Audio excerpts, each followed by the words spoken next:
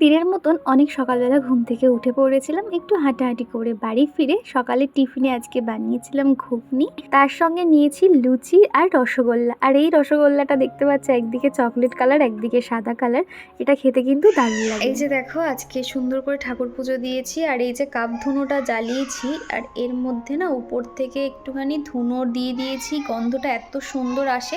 এমনিতে ওখানে একটা ধুনো দেওয়া থাকে, তাও আমি উপর থেকে একটু ধুনোটা এরকম করে দিয়ে দিলে ভালো হয় আর কি। এই যে আর ঠাকুর ঘরটা যেহেতু এই কদিন অম্বুবাচী ছিল বলে সেভাবে পরিষ্কার পরিচ্ছন্ন কিচ্ছু করতে পারিনি, প্রচুর ধুলো পড়েছিল। তার উপরে আবার আমি যেহেতু বাড়িতে ছিলাম না, যার জন্য প্রচুর ধুলো ছিল। এই সমস্ত কাপড়, তারপরে এই যে সেলফটা সুন্দর করে মোছা, ঠাকুরগুলো মুছে মাছে সুন্দর করে রাখা, তো সমস্তটাই অফ ক্যামেরাতে করেছি। তোমাদেরকে তো বলেছি ঠাকুর পুজো করার সময় না ক্যামেরা অন করতে ইচ্ছে করে না, যার জন্য অফ ক্যামেরাতে সুন্দর করে ক্লিন করে নিয়েছি। এই যে দেখতে পাচ্ছ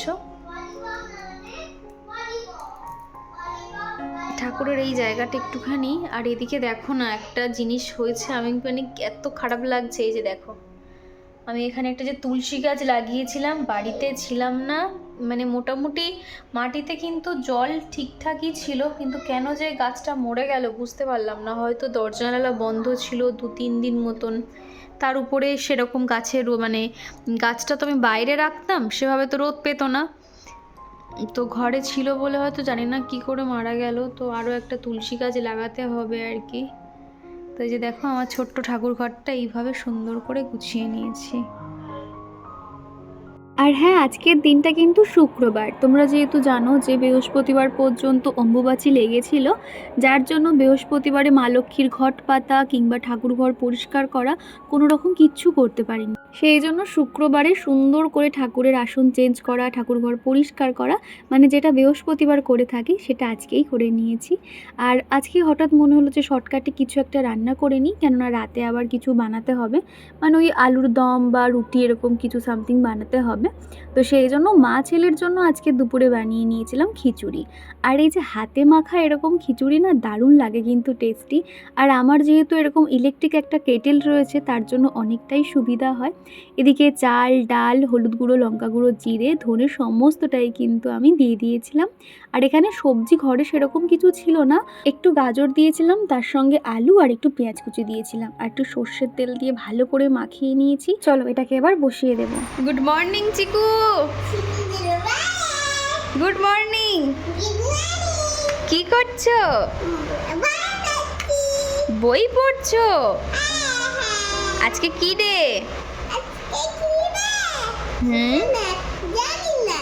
জানো না? কেন জানো না?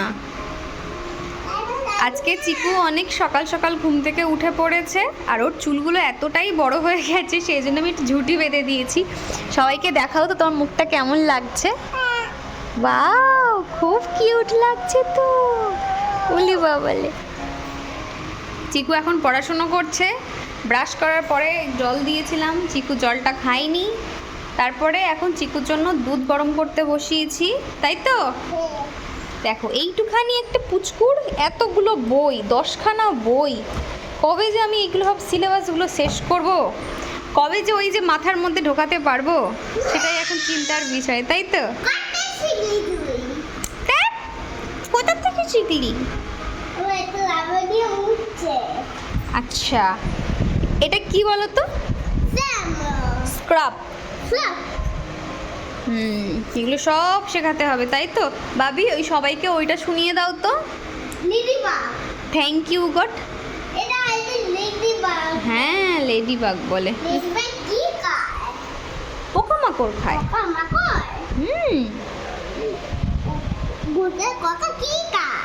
হ্যাঁ, ছোট ছোট যে পোকামাকড়গুলো হয় সেইগুলো খায়, বুঝেছো? হ্যাঁ।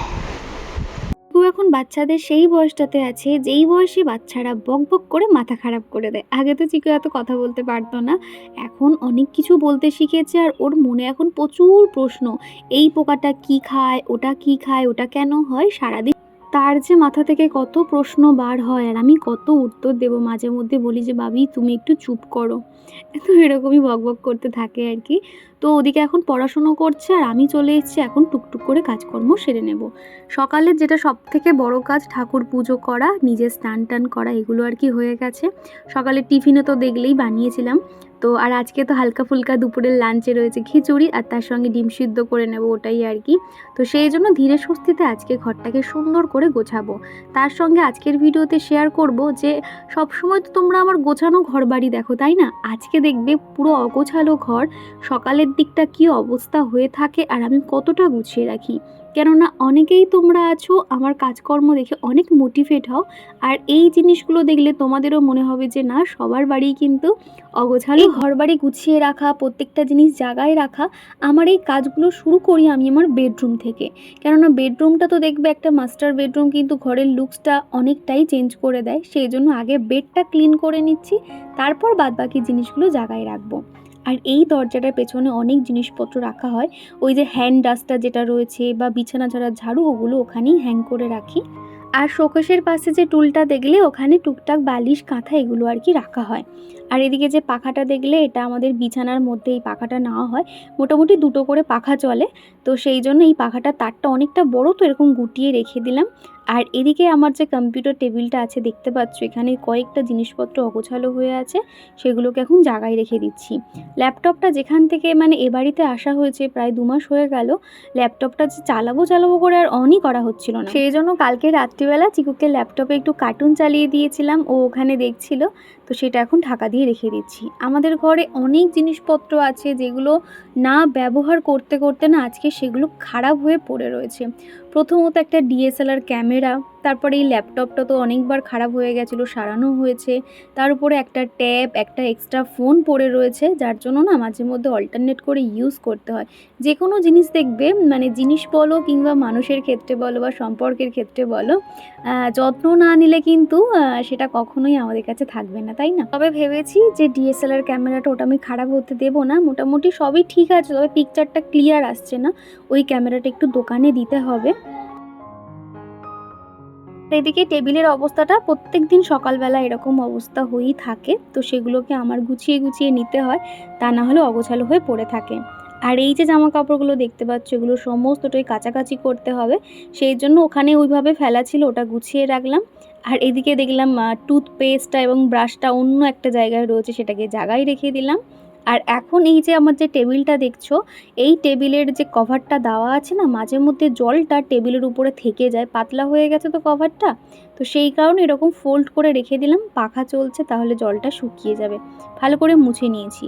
আর এই কভারগুলো না এত বাজে না, মানে কি বলবো, বেশি দিন কিন্তু চলে না এই মানে টেবিল কভারগুলো। ভাবছি একটা ভালো দেখে কিনতে হবে, কেননা ধার থেকে না যেখান থেকে ফোল্ড হচ্ছে সেই জায়গাগুলো কেমন না অটোমেটিক সেই উঠে উঠে যাচ্ছে এই কভারের ডিজাইনটা। আর এখন কয়েকটা জামা কাপড় চেয়ারের উপর ওই দলামচা হয়ে পড়ে রয়েছে, ভাবলাম এগুলোকে গুছিয়ে নিই। আর এমনিতেও দেখবে 2-3 দিন যাবৎ প্রত্যেক দিন বৃষ্টি হচ্ছিল, যার জন্য প্রচুর জামা কাপড় ছাদে আজকে রোদে দিয়ে এসেছি, সেগুলো আনার পর না অনেক হয়ে যাবে। তো ভাবলাম এগুলোকে আগে জায়গায় রেখে যাই, এই জায়গাটা অন্তত ফাঁকা করি, তারপর ছাদ থেকে নয় জামা কাপড়গুলো নামাবো। আর পূর্ণিমা আমাকে বলেছো, হ্যালো ডিয়ার, তোমার ব্লগ আমি 1 বছর ধরে দেখছি, জানো আমরা জুলাই মাসে কলকাতায় যাব।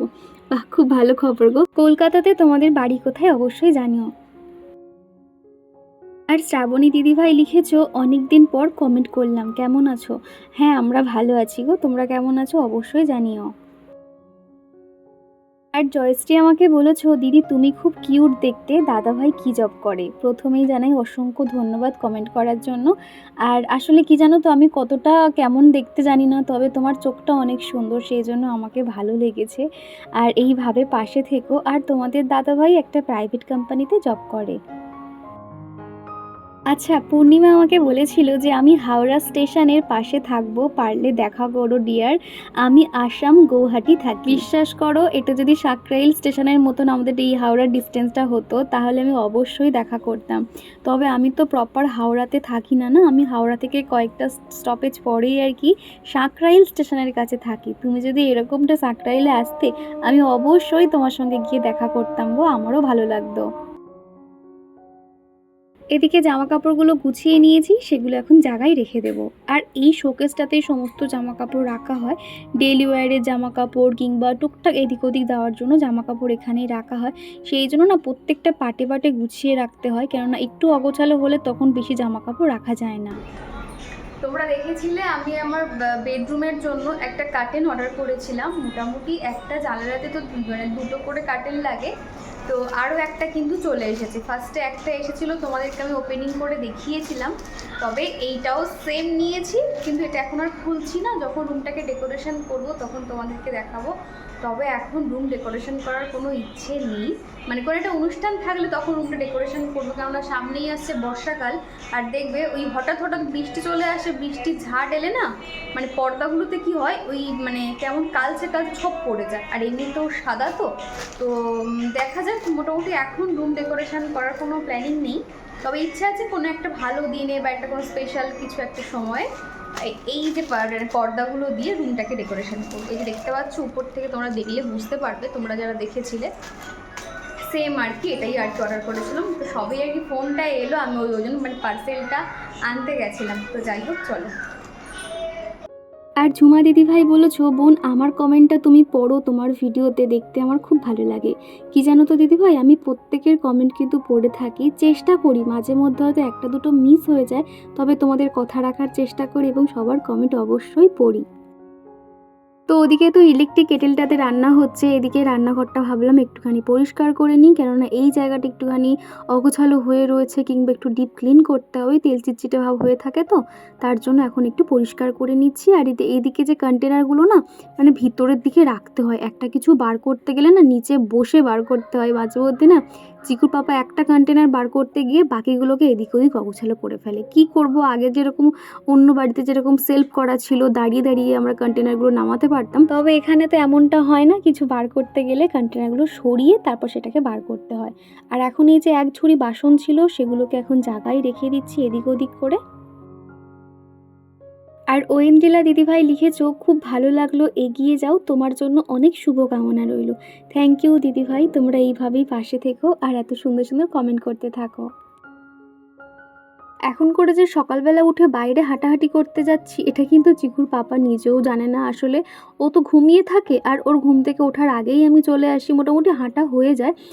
সেই ধরো 5টা থেকে পুরো আমরা 7টা পর্যন্ত হাঁটাহাঁটি করি। তো ও কিছুই বুঝতে পারে না, শুধু উঠে দেখে যে আমার অনেক কাজটা হয়ে গেছে, এটাই আর কি। আমাকে বলছিল যে তুমি কখন উঠলে, কখন কি করলে, এগুলো আর কি, যে আমি যে বাইরে গেছিলাম সেটা বুঝতেই পারে না। তো যাই হোক, তাও তো অনেক কাজকর্ম আমি সময়ের আগে করে নিতে পারি সকালে একটু উঠতে পারলে। আর আজকে যেহেতু শুক্রবার, আজকে মোহরম রয়েছে, তো সেই জন্য চিকুদের স্কুলটা ছুটি ছিল, হাতে একটু সময় পাওয়া যায়। তা না হলে না স্কুল থাকলে মানে যতই কাজ করি না কেন মাথার মধ্যে টেনশন ঘোরে যে 12:30টার মধ্যে আমাকে কমপ্লিট করে নিতে হবে, কেননা আমার বার হতে হতে ওই আস্তে আস্তে হেঁটে হেঁটে যাই, তো ওদের একটার সময় ছুটি হয়ে যায়। তার জন্য আমাকে একটুখানি মাথায় চিন্তাটা ঘোরে যে না সমস্ত কাজগুলো করতে হবে।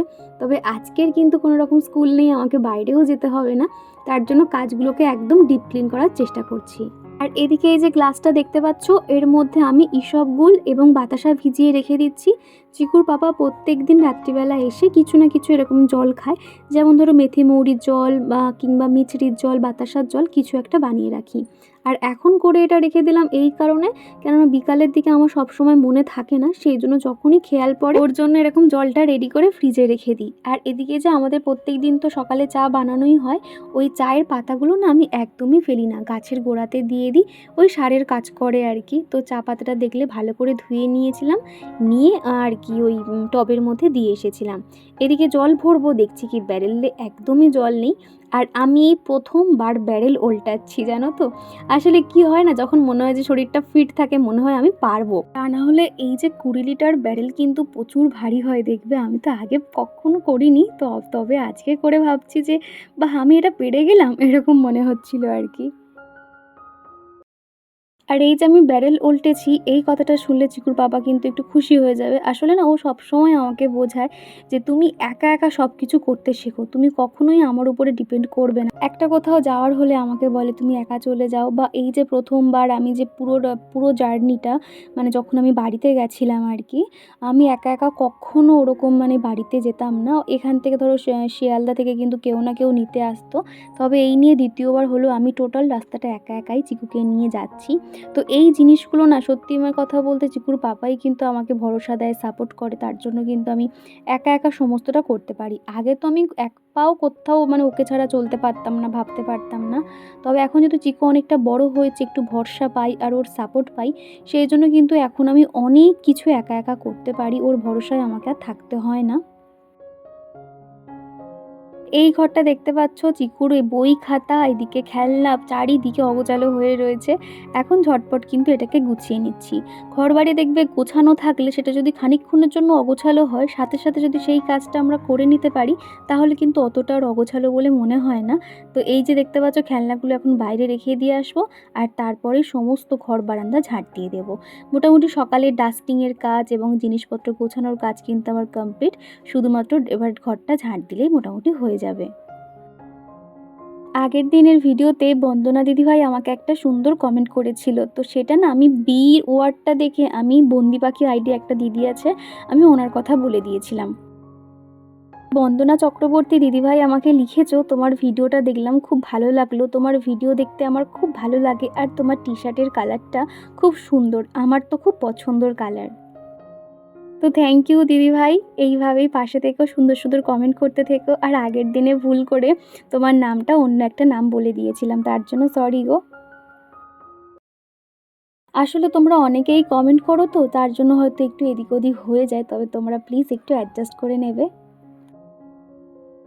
উর্মিকা দিদিভাই বলেছো, তোমার ভিডিও আমার সব সময় খুব ভালো লাগে গো, আর নেগেটিভ কমেন্ট আসা মানে কিন্তু ভালো, এতে তোমারই অনেক ভালো হবে। ভালো থেকো আমার প্রিয় সখী। থ্যাংক ইউ উর্মিকা দিদিভাই, এইভাবেই পাশে থেকো, আর তোমাদের কমেন্ট পেয়ে না অনেক মোটিভেট হই। আর একটা কথা আমি সবসময় মনে করি যে ভালোর সঙ্গে সঙ্গে কিন্তু খারাপও রয়েছে, তেমনি আমিও এটাকে অ্যাকসেপ্ট করে নিয়েছি যে ভালো মানুষের মাঝেও কিন্তু কিছু নেগেটিভ মানুষ থাকে, আর তারা নেগেটিভ কমেন্ট করবে, তবে আমি ওই সমস্ত কমেন্টগুলোকে কিন্তু ইগনোর করি বলতে পারো। এদিকে প্রত্যেকটা জায়গা কিন্তু আমি ঝাড়ু দিয়ে নিয়েছি। আর তোমরা একটা জিনিস খেয়াল করেছো হয়তো, এই যে ঝাড়ুটা আমি ঝাড় দিচ্ছি, আমি যখন বাড়িতে ছিলাম না দেখছি কি এই ঝাড়ুটার যে একটা প্লাস্টিকের হাতল থাকে না, সেই হাতলটাকে খুলে নিয়েছে। মানে ওই যারা সই দেখবে কাগজ টাগজ যারা গোড়ায় না, ও মানে এটা ওদেরই কাজ হবে, এই হাতলের জায়গাটা প্লাস্টিকটা পুরো খুলে সে নিয়ে ঝাড়ুটা দেখছি পুরো জঙ্গলের মধ্যে ফেলে দিয়েছিল। বাড়ির থেকে আমি এসে তারপর দেখলাম ওই জঙ্গলের মধ্যেই ছিল ওই ঝাড়ুটা। তো কী আর করা যাবে, মোটামুটি ঝাড়ুটা তো ভালো আছে, সেই জন্য এখনও চালাচ্ছি। তো ভাবছি যে এই উঠোন ফুটুন ঝাড় দেওয়ার জন্য একটা নারকেল ঝাড়ু কিনবো, তার সঙ্গে একটা ভালো ঝাড়ুও নিতে হবে। তা না হলে হাতলের ওই জায়গা থেকে না প্লাস্টিকটা যেহেতু কভার করা ছিল, খোলার পর থেকে দেখছি একটা একটা করে ঝাড়ুগুলো খুলে যাচ্ছে, এটাই আর কি একটু অসুবিধা হচ্ছে। প্রথমেই এই ঝাড়ুর কাণ্ডটা দেখে আমি একটু অবাক হয়েছিলাম, তারপরে ভেবে দেখলাম যে না, এই কাজটা ওই যারা কাগজ ফাগজ গুঁড়োয় এটা ওদেরই কাজ হবে। বেসিনটা আমি ডিটারজেন্ট পাউডার লাগিয়ে দিয়েছিলাম, কিন্তু দেখলাম কিছুতেই আয়রনের দাগটা উঠছে না। তারপর আমি হারপিক লাগিয়ে কিন্তু রেখে দিয়েছি, তাহলে দাগটা যদি একটু উঠে যায়। তো ভাবলাম এরই ফাঁকে আরও কয়েকটা জামা কাপড় ছাদের থেকে নিয়ে চলে এসেছি, সেগুলো তাহলে ভাঁজ করে জায়গায় রেখে দিই, আর ওদিকে তাহলে হারপিকটা লাগানো থাক, তাহলে যদি ওই মানে যে দাগটা রয়েছে সেটা যদি উঠে যায়। এই ছোট্ট বাস্কেটটার মধ্যে চিকুর সমস্ত জামাকাপড়গুলো গুছিয়ে রাখা হয়, সেগুলো এখন রেখে দিচ্ছি। আর আমার জামাকাপড়, চিকুর পাপার জামাকাপড়, সেগুলোও জায়গায় রেখে দেবো। আর তার মধ্যে দেখলাম যে এদিকে দাগটা একটু আগের থেকে অনেকটাই উঠে গেছে। আসলে জলের আয়রন প্রচুর, এখানকার জল না একটু কিন্তু মানে তুলনামূলক নোনতা হয়, যার জন্য দাগগুলো একটু উঠতে চায় না, ওই অল্প থাকতে থাকতে পরিষ্কার করতে হয়। তো দেখো আমি কিন্তু একদম ঘষে ঘষে সুন্দর করে পরিষ্কার করে নিয়েছি। আর এই জল অবস্থায় রাখলে কিন্তু আরও ছোপ ছোপ দাগ হয়ে থাকবে, সেই জন্য আমি একটা শুকনো কাপড় দিয়ে প্রত্যেকটা জায়গা মুছে দিয়ে যে কন্টেনারগুলো যেটা যেখানে ছিল, মানে আমি এই যে ডিআইওয়াইগুলো বানিয়েছিলাম, সেগুলো এইভাবেই রেখে দিচ্ছি। আর সন্ধ্যের পর থেকে কোনো রকম ভিডিও শ্যুট করতে পারিনি, চিকুকে পড়তে বসানো, সন্ধ্যে দেওয়া, অনেক কিছুই কাজ ছিল। তারপর আবারও দেখা হচ্ছে সেই রাত্রিবেলা। রাতের খাওয়া দাওয়া কমপ্লিট করে নিজে একটু ফ্রেশ হয়ে নিয়েছি, এখন এই যে নাইট ক্রিম মেখে নিচ্ছি। চুলটা বাঁধবো না, চুলটা উপরে ক্লিপ দিয়ে আটকে নিয়েছি। তারপরে চলে যাব এখন ছাদে। আর ওদিকে দেখতে পাচ্ছ চিকু আর চিকুর পাপা এখন রেস্ট করছে। আর সববার শেষে তো আমিই শুতে যাই, রান্নাঘরে কাজকর্ম সেরে, সকালে সবজি অনেক কিছুই কাজ থাকে, সেগুলো সেরে এখন চলে এসেছি ছাদে। এখন চাঁদটা মেঘেতে ঢেকে গেল, তা নাহলে এত সুন্দর মানে লাগছিল একটু আগে দেখতে। এখন ঘড়িতে 11:30 পৌনে 12টা বাজে। আমি ছাদে এসেছি, ছাদে একটু হাঁটাহাঁটি করছি, একটু পরে নিচে যাব। তো চাঁদটাকে দেখো কি সুন্দর দেখতে লাগছে। তো চলো বন্ধুরা, আজকের মতো টাটা।